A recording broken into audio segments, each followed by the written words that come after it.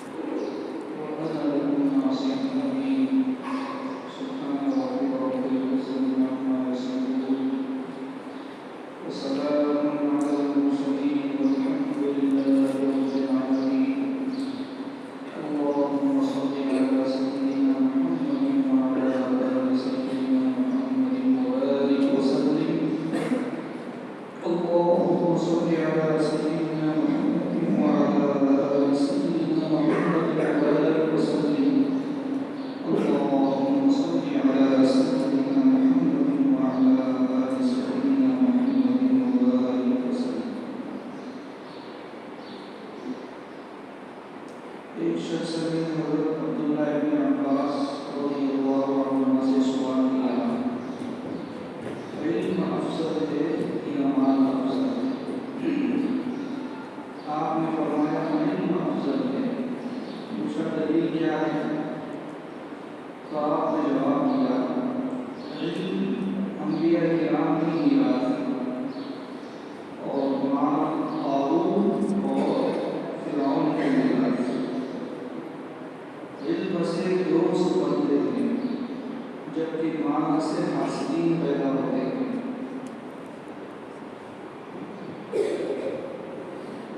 علم کی چوری ہونے کا خدشہ نہیں ہوتا جبکہ مال کو امن نہیں ہے، چوری ہونے کا اندیشہ لگا رہتا ہے۔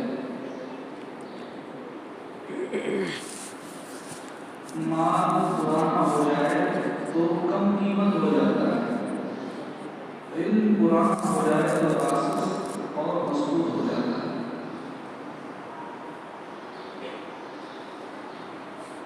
مال کی حفاظت خود انسان کو کرنی پڑتی ہے جبکہ علم انسان کی حفاظت کرتا ہے۔ قیامت کے دن مال کا حساب لیا جائے گا جبکہ علم کا حساب نہیں کیا جائے گا۔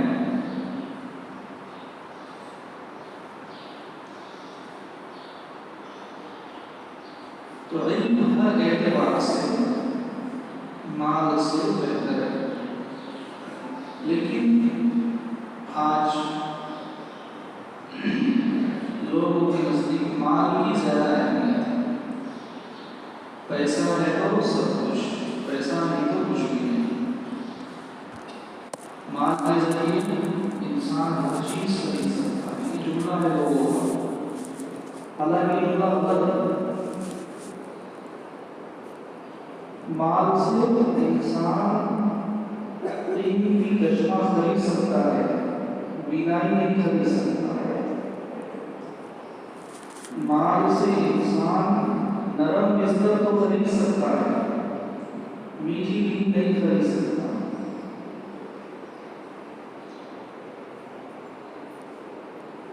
مال سے انسان خضاب تو خرید سکتا ہے، شباب نہیں خرید سکتا۔ مال سے انسان لوگوں کی خوشامد تو کر سکتا ہے لیکن محبت نہیں خرید سکتا۔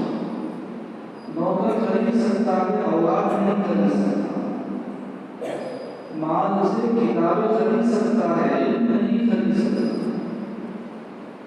دنیا ہی کے اندر آدمی جو ہے پیسوں کے ذریعے، مال کے ذریعے سب کچھ خرید نہیں سکتا، اور آخرت میں کوئی چیز کچھ بھی فائدہ نہیں ہے۔ یہ وہ مانا جاتا ہے معلوم والا قیامت میں نہ مال کام آئے گا نہ ہوگا الا من اللہ بقلب سلیم، مگر جو شخص قلب سلیم لے کر آئے اپنے دل کو سوار کر لے آئے، وہ دل کام آئے، اس کے بدلے مغفرت ہوگی، اس کے بدلے اللہ کا جنت عطا کریں گے۔ اس لیے انسان کو چاہیے دنیا میں طالب علم بن کر رہے، طالب مان نہ بنے، طالب علم بن کر رہے تاکہ دنیا آخرت کی سکوری اس کو حاصل ہو جائے۔ اصول علم کے کچھ آداب ہیں، اگر طالب علم ان کی رعایت کرے گا تو اس کو علم نافع نصیب ہوگا، برکت والا علم نصیب ہوگا۔ پہلا ادب یہ ہے طالب علم اپنی نیت کو درست کرے کہ علم میں مشغولیت اللہ کی رضا کے لیے، اس کے ذریعے دنیا کی مقاصد اغراض نہ ہو، نیت میں فساد نہ ہو۔ سفیان ثوری رحمۃ اللہ علیہ فرماتے ہیں طالب علم کی اگر نیت درست ہو دنیا میں اس سے بہتر کوئی نہیں ہے۔ خیرکم من تعلم القرآن وعلم، تم میں سب سے بہتر شخص وہ ہے جو قرآن مجید کو سیکھے اور سکھائے۔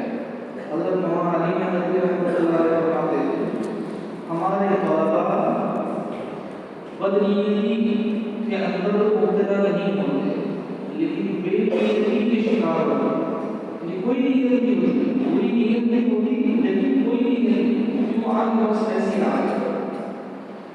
کوئی نہ کوئی نیت ہونی چاہیے کہ میں علم جو حاصل کر رہا ہوں اللہ کی رضا کے لیے حاصل کر رہا ہوں، اللہ کی معرفت حاصل کرنے کے لیے علم حاصل کر رہا ہوں، دوسروں تک نبی کا پیغام پہنچانے کے لیے علم حاصل کر رہا ہوں، یہ نیت ہونی چاہیے۔ دوسرا ادب یہ ہے طالب علم حرام غذا اپنے پیٹ میں نہ ڈالے، مشتبہ لقمہ اپنے پیٹ میں نہ ڈالے۔ اللہ تعالیٰ نے اپنے پیغمبروں کو حلال غذا کھانے کا حکم دیا، یا ایھا الرسل کلوا من الطیبات واعملوا صالحا، اے پیغمبروں حلال غذا کھاؤ اور نیک عمل کرو۔ پہلے اللہ تعالیٰ نے حلال غذا کھانے کا حکم دیا، اس کے بعد عمل صالح کا حکم دیا۔ اس ترتیب سے معلوم ہوا حلال غذا کھائیں گے تو عمل صالح کی توفیق ہوگی، حرام کھائیں گے تو عمل صالح کی توفیق ہو ہی نہیں سکتی۔ اللہم انی اسألک علما نافعا ورزقا واسعا وحلالا طیبا وعملا متقبلا وشفاء من کل داء۔ نبی علیہ السلام دعا مانگتے ہیں اللہ میں آپ سے علم نافع مانگتا ہوں، رزق واسع اور رزق حلال پاکیزہ غذا مانگتا ہوں۔ تو پہلے نبی علیہ السلام نے علم نافع مانگا، پھر اس کے بعد حلال غذا مانگا ہے۔ اس ترتیب سے معلوم ہوا کہ جو طالب علم حلال غذا کھائے گا اس کو علم نافع نصیب ہوگا۔ علم نافع کے بعد حلال غذا کا جو ذکر کیا ہے، اس سے معلوم ہوا کہ حلال غذا طالب علم کھائے گا تو اس کو علم نافع نصیب ہوگا، برکت والا علم آئے گا، ورنہ علم نافع اس کو نصیب نہیں ہو سکتا۔ حضرت مولانا مظفر حسین صاحب رحمۃ اللہ علیہ تقویٰ اور پرہیزگاری کے واقعات کتابوں کے اندر بہت دلی کی کسی مدرسے میں آ کر علم حاصل کرتے تھے۔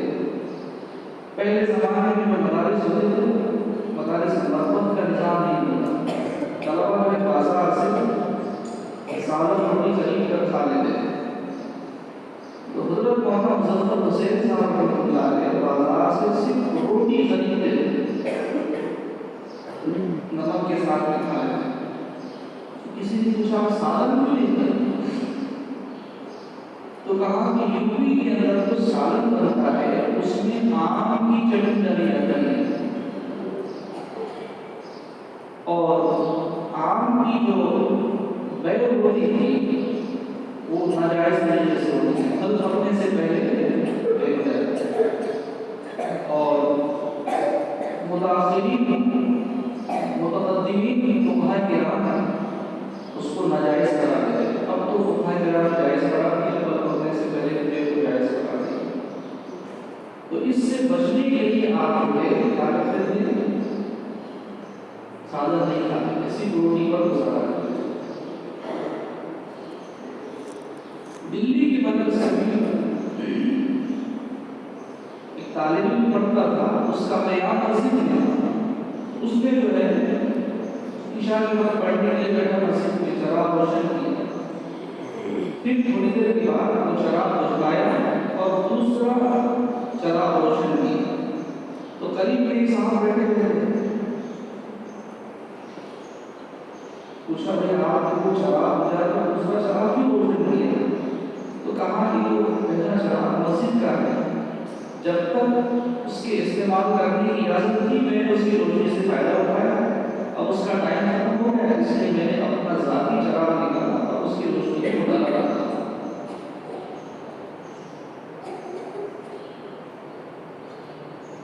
طلبا جو ہے حلال غذا کھانے کا اہتمام نہیں، مطبخ سے روٹی چرا کر لاتے ہیں، اور بعض تو ایسے ہوتے ہیں رات میں مطبخ کرتے ہیں، اس کو مال غنیمت سمجھتے ہیں، دوسروں کی چیزوں کو اجازت کے بغیر استعمال کرتے ہیں، جائز نہیں ہے، حرام کبیرہ گناہ ہے۔ اس سے آپ کو علم نافع نصیب نہیں ہو سکتا۔ حضرت عامر رحمۃ اللہ علیہ فرماتے ہیں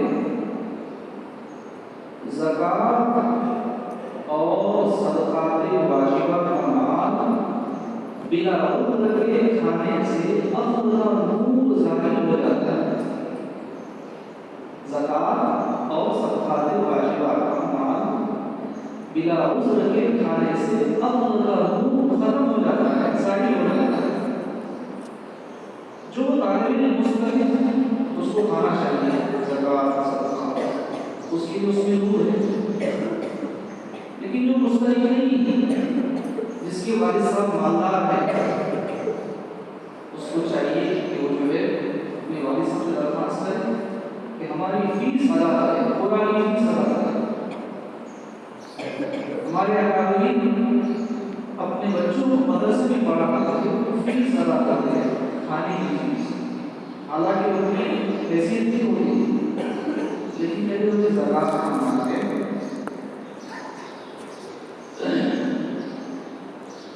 تو کھانے پینے میں احتیاط کرنا چاہیے، کافروں کے ہاتھوں سے بنی چیز نہیں کھانا چاہیے، اس کے بھی اپنے اثرات ہوتے ہیں۔ ہمارے بڑے بزرگ یہاں پر فرماتے ہیں جو چیزیں کافروں کے ہاتھوں سے بنی ہوتی ہیں اور طالب علم کو کھائے تو اس سے اس کا حادثہ متاثر ہو جاتا ہے۔ تو دوسرا حلال غذا کا نظام، حرام سے اپنے آپ کو بچائے۔ ہمارے اکابرین اس سلسلے میں بہت زیادہ احتیاط کرتے ہیں، بہت زیادہ احتیاط کرتے ہیں۔ تیسرا اپنے نفس کو بری صفات اور بری عادات سے دور رکھے، یعنی گناہ سے اپنے آپ کو بچائے۔ امام غزالی رحمۃ اللہ علیہ فرماتے ہیں نماز جو کہ ظاہری عبادت ہے، طہارت کے بغیر درست نہیں ہوتی، اسی طرح علم باطنی عبادت ہے، یہ بھی جو ہے باطنی طہارت کے بغیر حاصل نہیں ہوتا، یعنی گناہ چھوڑے بغیر حاصل نہیں ہوتا۔ جب تک طالب علم گناہ نہیں چھوڑے گا اس کو علم کا نور حاصل نہیں ہو سکتا، برکت والا علم اس کو حاصل نہیں ہو سکتا۔ حضرت عامر رحمۃ اللہ علیہ فرماتے ہیں علم میں برکت دو چیزوں سے ہوتی ہے، ادب، علم کا ادب، آداب علم کا ادب، اپنے اساتذہ کرام کا ادب۔ حضرت فرماتے ہیں کہ اللہ تعالیٰ نے جو مجھ سے بھی اتنا بڑا کام دیا ہے، 1100 کتابیں آپ نے تشریف فرمائی، پورے ہندوستان میں آپ کے مشین دیتے ہوئے آج تک کو فائدہ اٹھا رہا ہے، تو کہا میں نے بھی زیادہ محنت نہیں کی اور نہ زیادہ مطالعہ کیا، ایک لمحے کے لیے بھی اپنے اساتذہ کو ناراض نہیں کیا، کسی کی شان میں بے ادبی نہیں کی، گستاخی نہیں کی، اس کی برکت سے اللہ نے اس سے دین کا کام کیا، دین کی مقبول خدمات کے لیے۔ دوسری چیز ہے تقویٰ، تقوی سے بھی جو ہے علم میں برکت ہوتی ہے، یعنی گناہ کرنا چھوڑ دیتا ہے۔ طالب علم سے کیا کام ہوتے ہیں؟ اس زمانے میں طلبا سے جو گناہ ہوتے ہیں وہ بھی بدنگاہی، غیر محرم عورتوں کو دیکھنا، موبائل فون کا غلط استعمال کرنا، یہ گناہ طلبا سے ہوتے ہیں۔ تو طالب علم کو چاہیے اپنی دیواروں کی حفاظت کرے، غیر محرم عورتوں کو نہ دیکھے، بیریش لڑکوں کے ساتھ میں ناجائز تعلقات قائم نہ کرے، موبائل فون کا غلط استعمال نہ کرے۔ اس بدنگاہی کے بڑے نقصانات ہیں۔ بدنگاہی کرنے کی وجہ سے، موبائل فون کا غلط استعمال کرنے کی وجہ سے اللہ تعالیٰ عبادت کی توفیق چھین لیتے ہیں۔ راتی میں ہم نے واقعہ بیان کیا صاحب کا 10 سال سے تکبیر اللہ کے ساتھ نماز پڑھتے تھے، تہجد گزارتے، تہجد کی چھٹی بھی ہوتی ہے، پھر جو ہے ایک دم دین سے دور ہو گئے، نماز وضع ہو رہی ہے، مسجد میں آنے کی توفیق نہیں ہوئی، تو لوگوں نے کہا کہ وہ کیا ہو گیا؟ تحقیق کرنے پر پتہ چلا کہ حضرت موبائل کی فتنے کے اندر مبتلا ہو گئے۔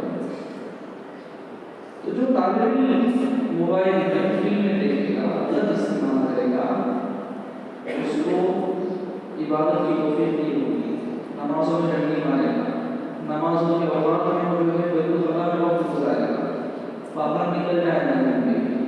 عالمی کے اندر طلبہ آ جاتے ہیں، حافظ ہوتے ہیں، پورا سال گزر جاتا ہے، ان کو قرآن پاک پڑھنے کی توفیق نہیں ہوتی، ان کو دعا کرنے کی توفیق نہیں ہوتی، دعا کرنے کے لیے بیٹھتے ہیں، رونا نہیں آتا، کبھی غور کیا ہم ان سب چیزوں سے کیوں محروم ہو رہے ہیں؟ اس کے اسباب کیا ہے؟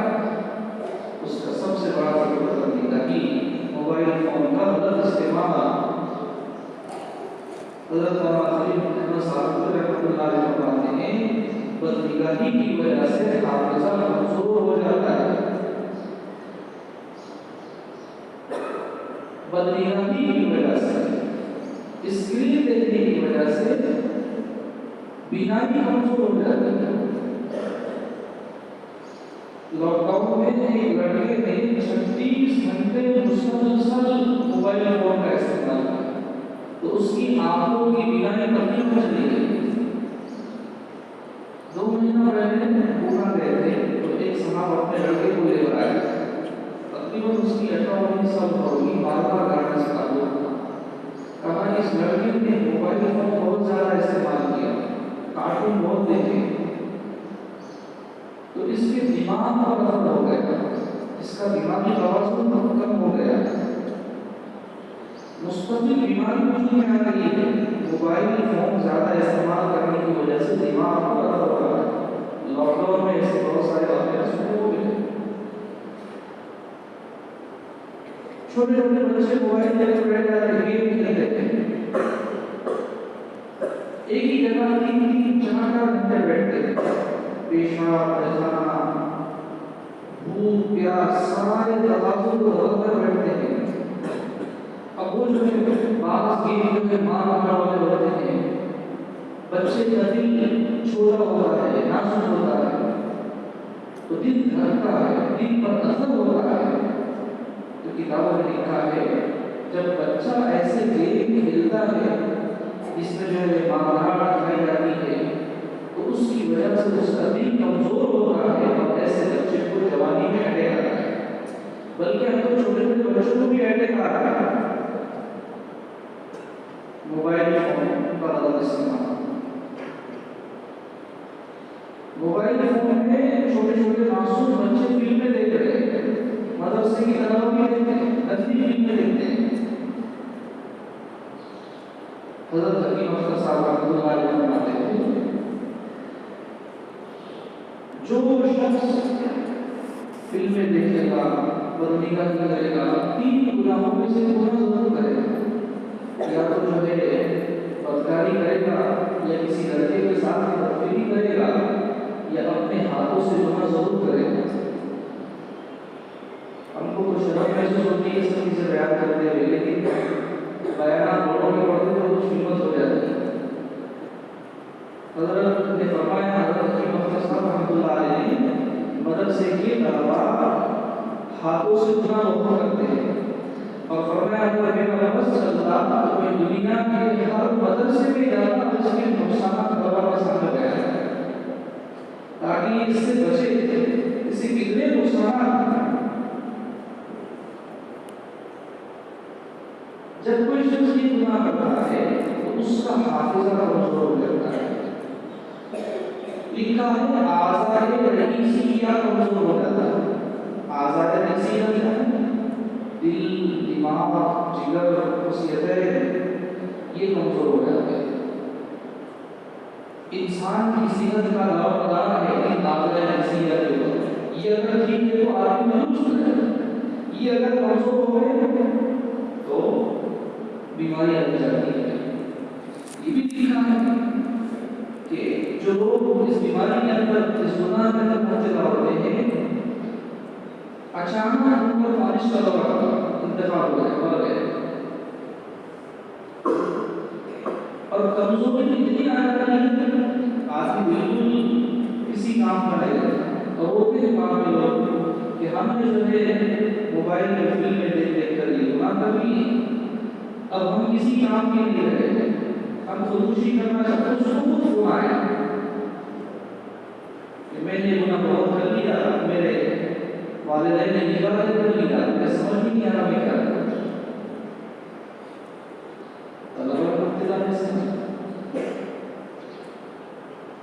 تو یہ جو گناہ آدمی کرتا ہے اس کا سبب ہے بدنگاہی، موبائل فون کا غلط استعمال. اس سے بھائی اپنی جان پر رحم کرنا چاہیے. اخروی نقصان ہے لیکن جسمانی نقصان بھی ہے. کیا ہے؟ جسمانی نقصان بھی ہے، آپ کی باڈی کو نقصان پہنچے بس کی وجہ سے. شیخ واسطی رحمۃ اللہ علیہ فرماتے ہیں جو شخص بدنگاہی کرتا ہے اللہ تعالیٰ اس کو ذلیل و رسوا کرتے ہیں، اس کو ذلت ملتی ہے.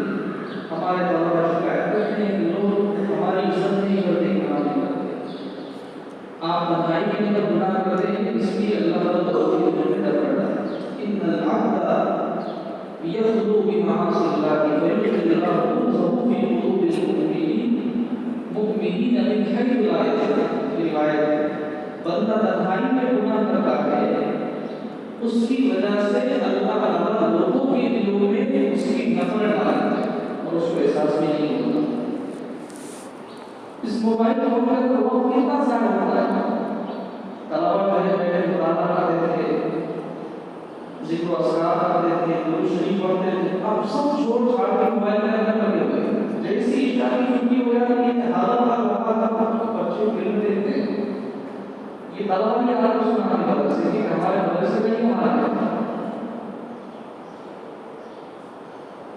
امت کو ضرورت ہے اسلامی علماء کی. اب یہ زمانے طالب علم محنت نہیں کرے تو امت کو کیا کریں گے؟ کسی کام کے لیے رہیں گے. تو اس لیے طلبا کو چاہیے موبائل فون عربی استعمال نہ کرے. یہ زہر یا آدمی زہر ہے. تھوڑی دیر کے لیے آپ کو لذت ملے گی، مزہ آئے، لیکن اس کی وجہ سے آپ کو زندگی میں پریشانی ہوگی.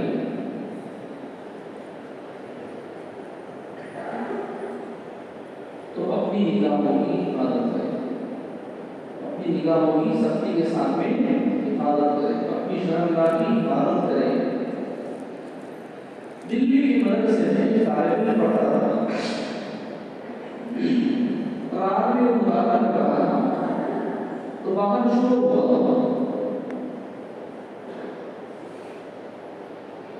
ہندو مسلمانوں کا جھگڑا ہوا. ایک لڑکی جو ہے اپنے گھر سے نکلی اور اپنے کسی رشتہ دار سے ملنے کے لیے جا رہی ہے.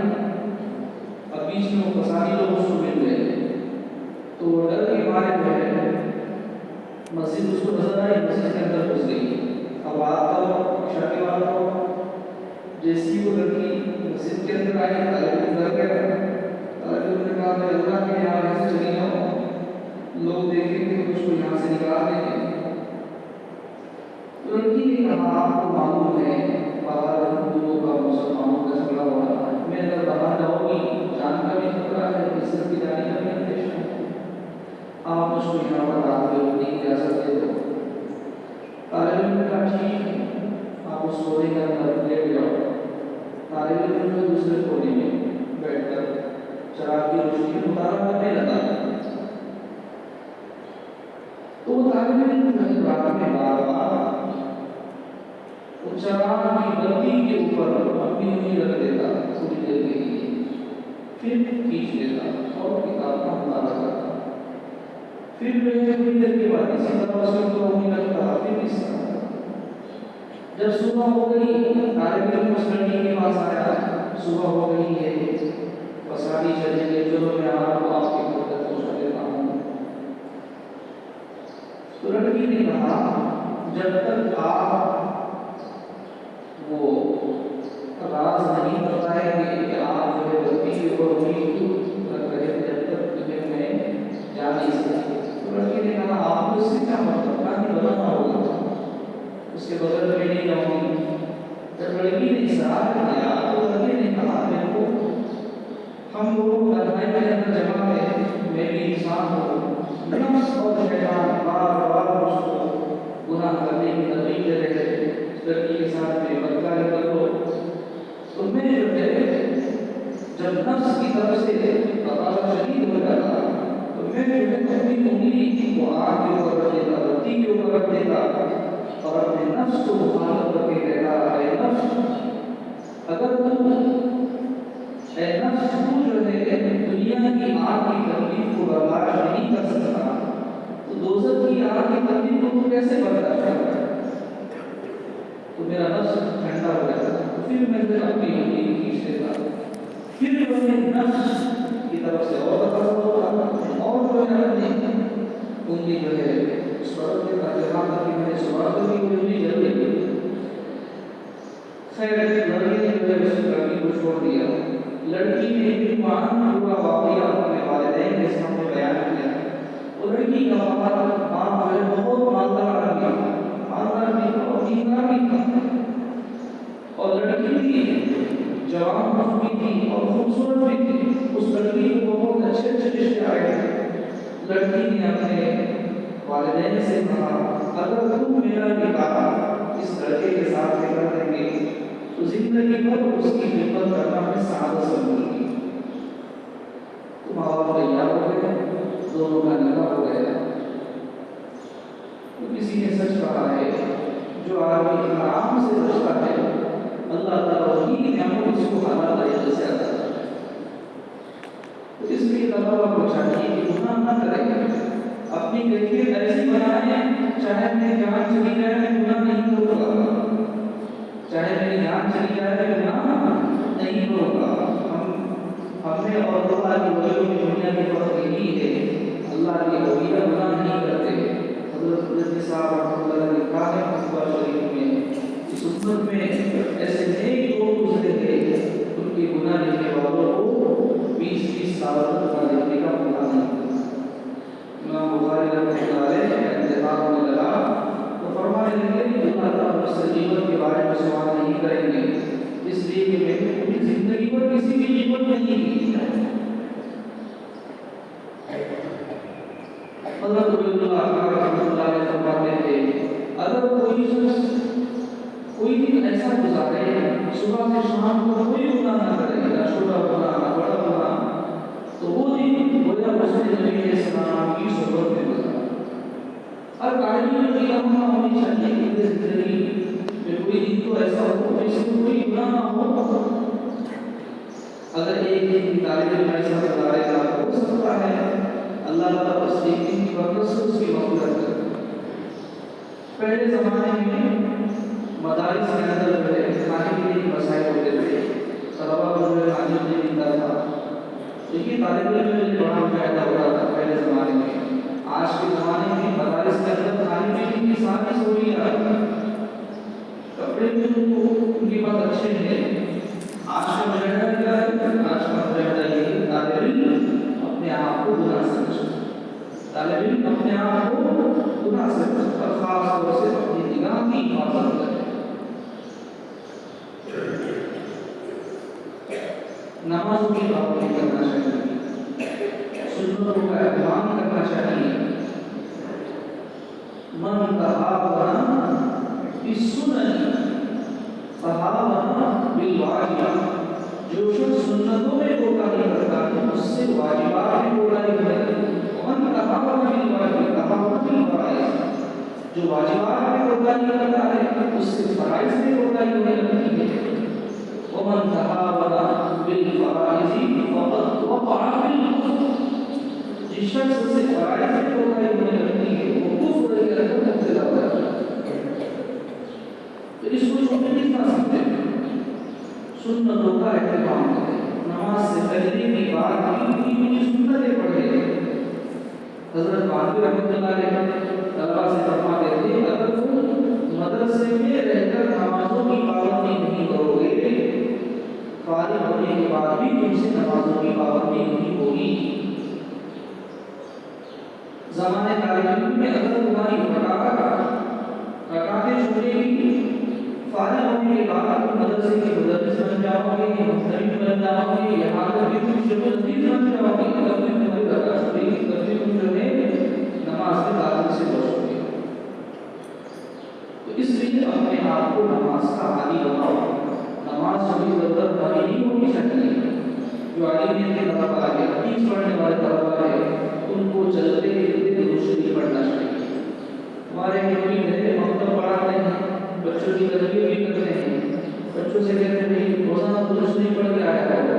تو کوئی بچہ جو 1000 بار درود شریف پڑھتا ہے اور کوئی جو ہے 2000 بار پڑھتا ہے، کوئی 5000 بار پڑھتا ہے اور ایک بار 1 لاکھ بار درود شریف پڑھتا ہے.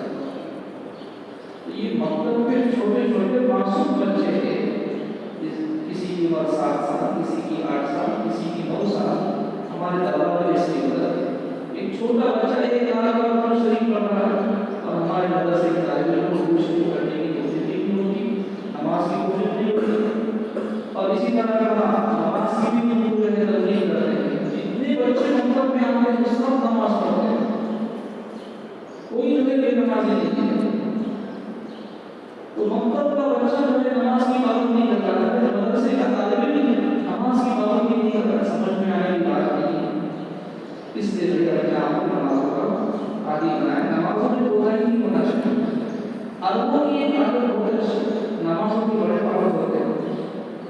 اگر کسی کو پھانسی کی سزا ہو گئی تو ابھی 5 منٹ بعد ہی نماز ہو تو پھر نماز پڑھنے لگو.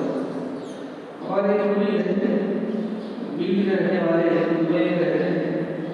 انہوں نے عجیب بات کہا کہ نمازوں کے لیے پابند ہوتے ہیں، نائٹ کلب میں جاتے ہیں ناچنے کے لیے تو ساتھ میں مسلسل لے کر جاتے ہیں. وہاں بھی نماز نہیں پڑھتے، نماز کا ٹائم ہوتا ہے تو جاتے ہیں نماز پڑھتے ہیں. سفر میں جو مسلمانوں کے ساتھ صرف فرض پڑے گا، سنت نفل نہیں پڑے گا.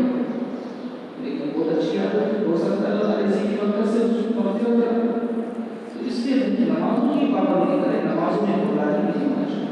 آخری چیز بزرگوں سے تعلق قائم کرنا چاہیے اور وہ جو چیزیں بتائے جو ہدایات ہیں اس پر عمل کرنا چاہیے. اس زمانے میں ایسے اپنے لوگوں سے گناہ سے بچنا بہت مشکل ہے. بزرگوں سے تعلق قائم کرو گے، ذکر و اذکار کرو گے، گناہ سے بچنا بہت آسان ہے، بہت آسان ہے. حضرت مفتی احمد اللہ علیہ صاحب آپ برکاتوں سے مدرسے کا طالب علم ہے،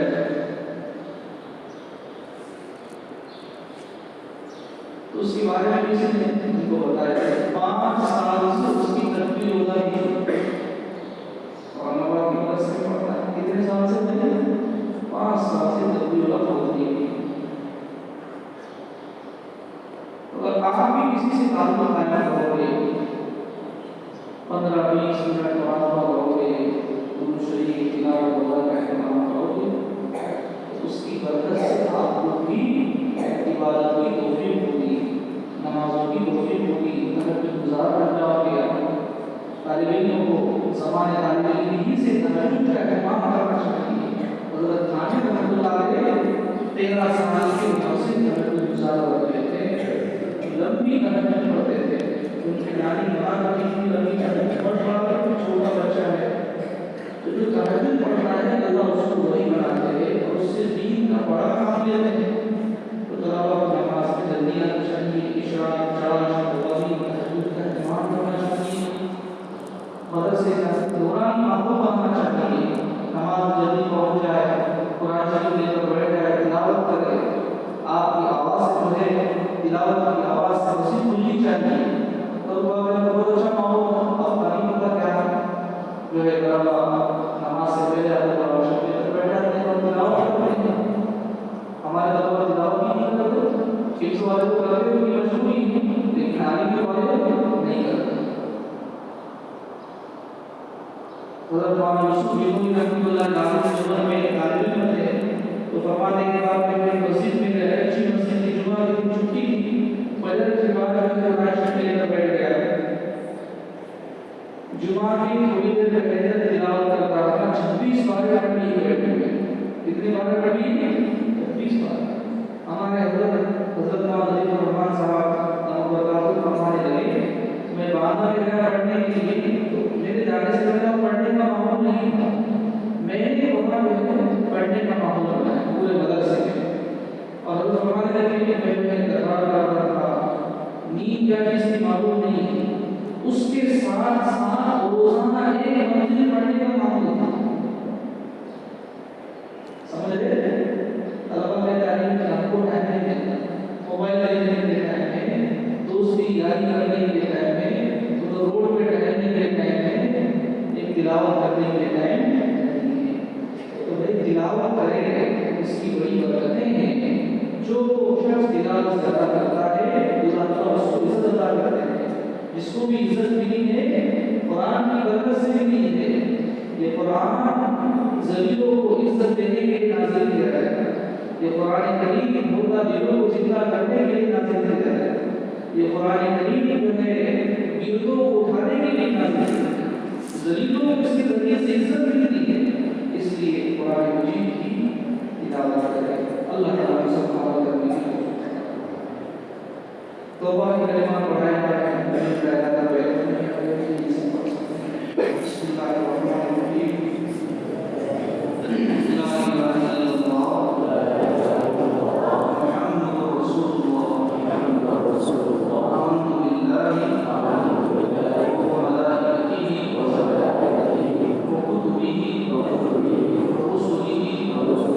والیوم الآخر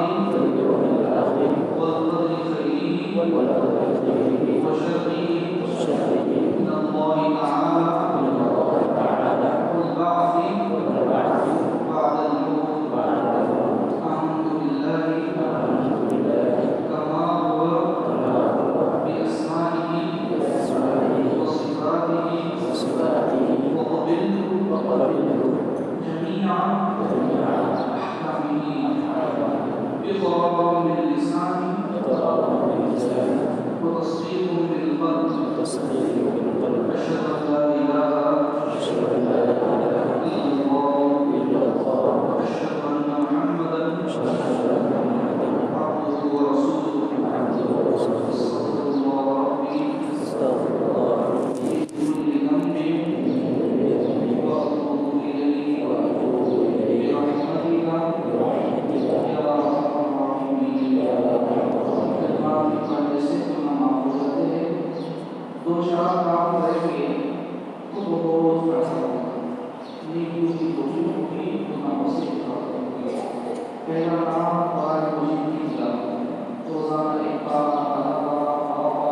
ضرور پڑھیے. استغفار درود شریف صبح شام صبح پڑھیا کریں. چلتے پھرتے پڑھ سکتے ہیں، اس سے نہ بھی پڑھ سکتے ہیں.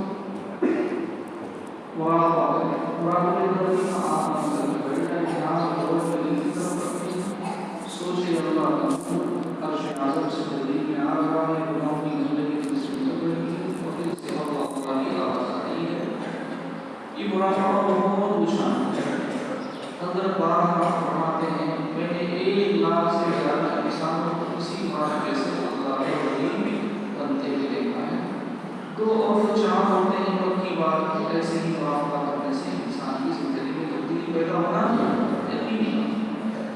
طالب علم کسی گناہ کے اندر مبتلا ہے، فلم میں مبتلا ہے، یا کسی لڑکی سے تعلقات ہے، یا بدفعلی کے اندر مبتلا ہے، یا جو ہے ہاتھوں سے گناہ کرتا ہے، یا کسی اور گناہ کے اندر مبتلا ہے اور وہ گناہ چھوڑنا چاہتا ہے، تنگ ہے، گناہ نہیں چھوڑتے، اس کو چاہیے آدھا گھنٹہ مراقبہ کرے، 8 دن کرے گا انشاءاللہ اس کی طبیعت بدل جائے گی، ضرور بدلے گی۔ لوگ خود اپنے حالات پر سناتے کہ ہم اس گناہ کے اندر مبتلا ہیں، ہم نے ذکر شروع کیا اللہ تعالیٰ نے ہمیں گناہ سے نجات دی۔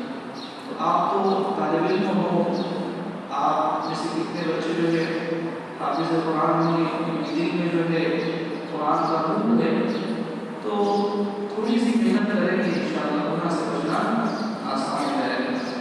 یا آپ کی عمر بھی بڑھنے اور بگڑنے کی 14 سال سے لے کر 20 سال تک کی عمر ہوتی ہے، آدمی کے بڑھنے اور بگڑنے کی ہوتی ہے، جو اس میں بن جاتا ہے سب بن جاتا ہے، جو بگڑتا ہے آخر تک بگڑا ہوا رہتا ہے، ماشاء اللہ۔ تو اس لیے اپنے آپ کو بڑھانا چاہتے ہیں، سنوارنا چاہتے ہیں، آدھا گھنٹہ مراقبہ کریں۔ اس کی ترتیب ایک ساتھ نہیں کر سکتے، ہر نماز سے پہلے 5 منٹ مراقبہ کریں، 25 منٹ کا مراقبہ ہو جائے۔ جمعہ کی شب میں تھوڑا زیادہ بیٹھ جائے، جمعہ کی 1 آدھا گھنٹہ بیٹھ جائے تو اس کی برکت پورے ہفتے بعد محسوس کرتے رہے گی۔ نماز پڑھ لی جاتا ہے 5 وقت کی جماعت کے ساتھ، ترتیب اللہ کے ساتھ نماز پڑھنے کی کوشش کرے، اشراق، چاشت، تراویح، تہجد، اس کا بھی اہتمام اللہ علیہ۔